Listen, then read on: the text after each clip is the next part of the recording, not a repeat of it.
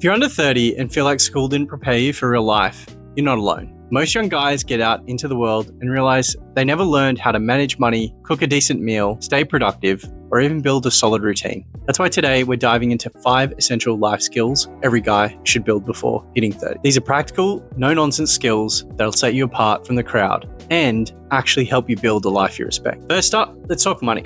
Most of us didn't learn how to budget in school. Managing money well can make or break your 20s and beyond. And the first step, getting real about where your cash is going. Start by tracking every dollar you spend for a week. Seriously, every single dollar. Don't change your habits just yet. Just see where your money goes. After that week, sit down and look at your spending. I guarantee something will surprise you. Maybe it's that Uber Eats habit or those quick stops at the servo. It adds up. Once you've tracked it, it's time to get intentional. Use the 50-30-20 rule.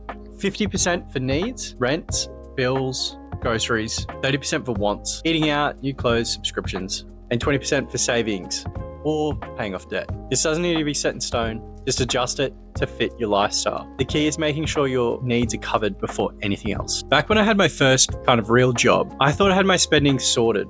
I budget roughly in my head, but come to the end of the pay period, I was broke again. One payday, I decided to actually track every expense for a week. The results were pretty brutal, to be honest. I'd spent over $100 on takeout and snacks. That's when I realized that being vague with my budget wasn't working. Tracking it opened my eyes to where my money was leaking. That's when I implemented the 50-30-20 rule. I automated my savings and I finally started seeing a difference. Next steps, automate your savings. Treat it like a bill. Set up a separate account and have a portion of your pay go straight into it. You don't see it, you don't spend it. That's how you build up a buffer without even thinking about it. Now, set up some financial goals. Maybe it's saving $1,000, paying off a credit card, or putting money towards a trip. Whatever it is, write it down. Like we mentioned in the previous videos, having a goal in general is useful. And don't forget to review your budget regularly, at least once a month. Adjust when needed, but don't get discouraged if it's not perfect. And here's something really helpful. Keep your money visible. Make your budget impossible to ignore. Whether it's a sticky note on your fridge or a digital widget on your phone, seeing your savings grow in real time is really quite powerful. Seeing that progress makes you want to keep pushing forward. And remember this. The quickest way to make more money is simply to save more money. All right, now you've got the foundations for budget. Next up, cooking. Cooking isn't just a life skill. It ties back into budgeting. It helps you control your money and offers you a little bit more freedom in your life. Stop relying on takeout and learn to cook a few solid meals. You don't need to be a chef or even like cooking. Just need to know how to feed yourself without spending a fortune. When I moved out of home, I thought I could survive on complex meals and takeout. That gets old super fast, and it drains your wallet even faster. I decided to learn 3 meals I could cook well. First, a basic stir fry that I could tweak with whatever was in the fridge. Next, spaghetti and meatballs that don't taste like cafeteria food. And finally, grilled chicken and veggies. Mastering these 3 made a huge difference, not just nutritionally, but also in how confident I felt about taking care of myself. I started simple. That's what you should do next as well. Make them so often they become second nature. And then to level this up again, start batch cooking. Batch cooking is your friend. Set aside a day to prep meals for the week. It saves time, money, and stops you from reaching for Uber Eats when you're tired. Get some decent storage containers, portion your meals, and you're set. Cooking isn't just for foodies. A lot of guys think cooking is complicated or require fancy ingredients. I know I was like that. It absolutely doesn't. Learn the basics, like sauteing veggies, cooking pasta right, and safely handling chicken. YouTube has a ton of free tutorials like this. I'll link to some of my favorite videos that will show you the basics to help you get going. Pick a few techniques and master them. Learn a few basics and you'll be able to make good, solid meals on a budget. Plus, it's a confidence boost when you can whip up something good without relying on takeout. And never shop hungry. It sounds basic, but it's science. Shopping on an empty stomach makes you buy way more junk. Write a list, stick to it, and you'll save money and avoid impulse buys. And always keep your pantry stocked with basics: rice, beans, pasta, canned tomatoes, and some spices. That way you can always throw something together, even when the fridge looks bare. And if you can, buy your protein in bulk. Separate and freeze so you always have a protein at hand. Here are some of the groceries that I generally buy and some staple seasonings that just make things a whole lot simpler. For my chicken, I typically air fry it or oven bake it just so that batch cooking is more straightforward. For mincemeat, or ground beef as you call it in America, I tend to cook that in a big pan or pot, again, just to make batch cooking easier. Storing the meat separately so I can mix and match wraps and veggies. rice and pasta or salad. If you're like me and you need variety, this is a way to save money while keeping things a bit more varied. Think about cooking as self-care. It's not just about eating, it's taking control of what goes into your body and not just letting convenience decide your diet. All right, moving on.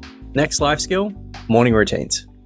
How you start your day sets the tone for everything else. You don't need to wake up at 5 a.m, but you do need consistency. Pick a wake up time you can stick to, even on weekends. And that's the super important part. Your body thrives on routine, and having a consistent start makes the whole day smoother. When I was in my early 20s, working late nights, I used to sleep in as long as I possibly could. I hated working like night shift. And so I'd end up rushing out the door half awake and my day would feel just absolutely chaotic. When I started setting my alarm just a little bit earlier, 15 minutes, I had time to make myself a coffee or grab an energy drink. It helped me collect myself a bit better so that I didn't forget anything when I was going to work, or, I had time to actually brush my teeth. And so one of the things you can do as well, get moving. When you wake up, you don't have to hit the gym right away, just stretch or take a quick walk.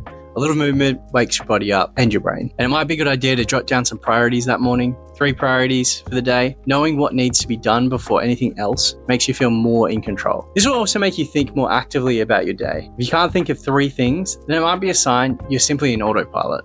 Taking that time will give you the opportunity to really take stock of your time, so you can more effectively allocate it. It might even get rid of that age-old excuse that you don't have time for any exercise. On that note, let's talk about fitness. Exercise isn't just about looking good, it's a foundational habit for a healthier and longer life. Studies have consistently shown that regular physical activity can reduce the risk of chronic diseases, including heart disease, type 2 diabetes, and even certain types of cancer. The World Health Organization recommends at least 150 minutes of moderate aerobic activity per week, or about 20 to 30 minutes over 5 days.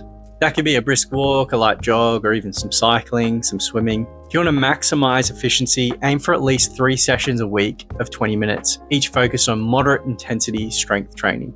Incorporating muscle strengthening exercises on 2 or more days a week helps build muscular fitness and improve metabolic health. Additionally, research suggests that around 5,000 to 6,000 steps per day, about 15 to 20 minutes of walking per day, can already yield significant health benefits. And this includes for your heart, your lungs, and it lowers the risk of your overall mortality. The best part, you don't have to spend hours at the gym to see results.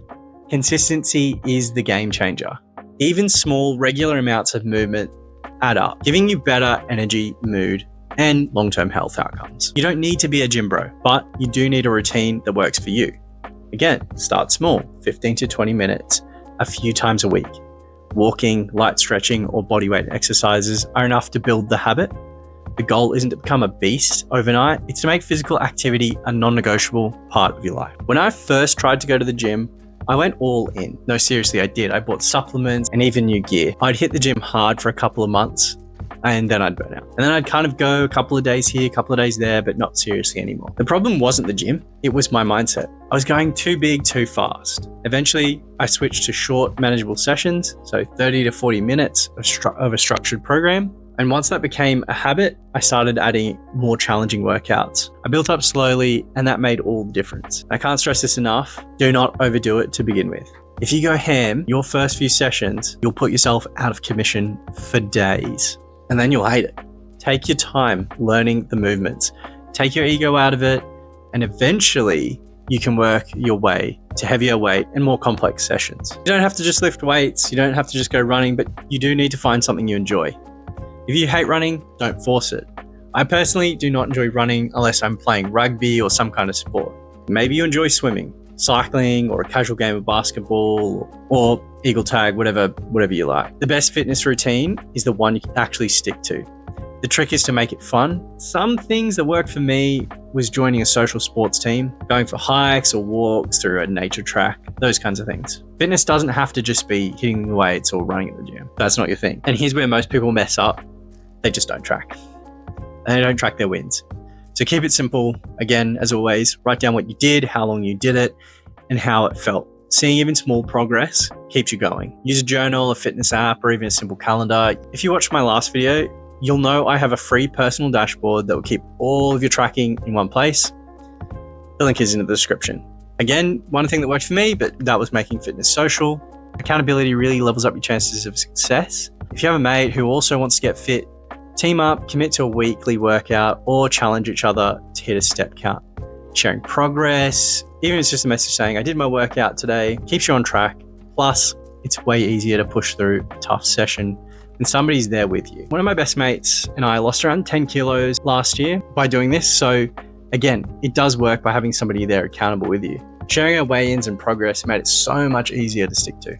It's not about looking like a superhero. It's about being able to do more with your life. Hiking without getting winded, having energy enough to go out and get shit done, and in general, just feeling good in your own body. Physical strength translates to mental strength, and once you've built that foundation, everything feels a bit easier. Like with anything in life, YouTube makes learning this stuff easy, especially if you're new to exercise. As with the other topics, I'll leave links to channels I watch all the time and specific videos that I think will give you a good foundation for these skills and good places to start.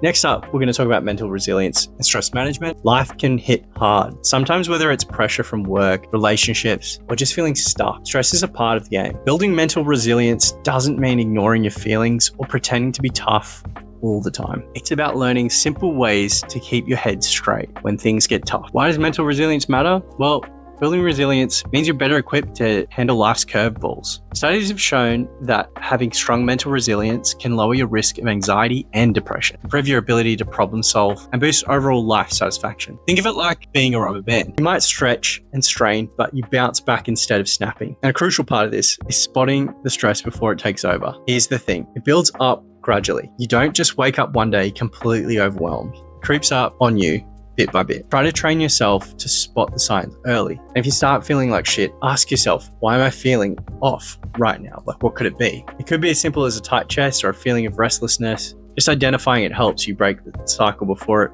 really spirals out of control. Here are some practical ways you can keep stress in check. One is the 60-second reset. When stress builds up, give yourself just about a minute to breathe deep. You take a few deep breaths, 4 seconds in, 4 seconds, hold, 6 seconds out. You repeat this a few times. It sounds simple, a little bit weird, but honestly, it works. It actually signals your body to calm down. Something that I really take part in is a bit of like a 1 minute tidy. When your space is a mess, your head feels cluttered too.